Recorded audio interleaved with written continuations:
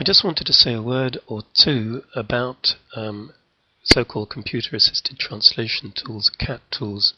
You'll also see them referred to as translation environment tools, TENTs. Now, these rely on the use of translation memories and terminology databases.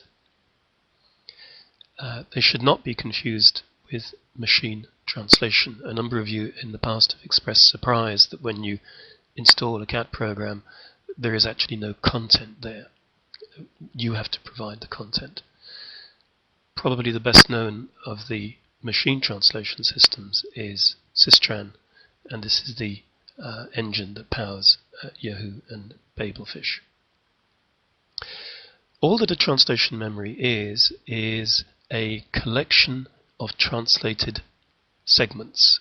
They're also known as translation units, and these are stored in a database.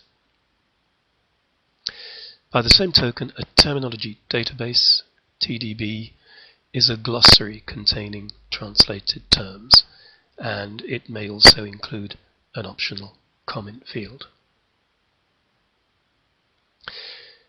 The way that these CAT tools work is that the text that you're going to translate is segmented. In other words, it's broken up into chunks, usually at sentence level, and the translation memory and the terminology database are then searched for any matches. Now, these matches can be absolute or they can be fuzzy. In other words, not 100% matches. The thinking behind this software is that the translator should never have to retranslate a previously translated segment or term. The thinking behind this is that this is going to increase the translator's productivity. It's going to ensure greater consistency and reliability, and this kind of software is very commonly used in localization of software products.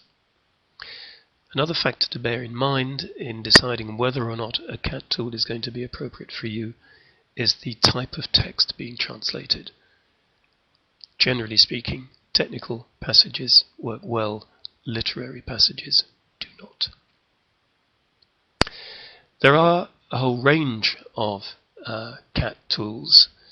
What I've included here is just an attempt to distinguish between different types. The earlier products generally work within the Microsoft Word environment, and arguably the best known of these is the so-called WordFast Classic. Another one that we have used previously is a package called Metatexis.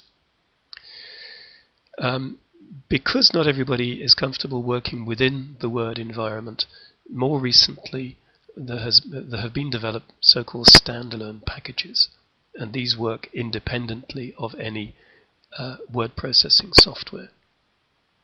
The best known, probably Trados. There is a WordFast version called the WordFast Professional version, and there is another product, Amiga T, which is interesting insofar as it's an open source program, so it's free. More recently have appeared server-based or web-based systems. One of the ones that we'll be looking at is WordFast Anywhere. The other one that you'll find references to is Google Translator Toolkit. Things to bear in mind in considering these programs are their ease of use, the quality of the documentation, the support and training that is available, their cost, their impact on the translation process, and the kind of files that are supported. Another point to bear in mind, different packages use proprietary formats, and this can create problems when you're trying to move translation memories or terminology databases between systems.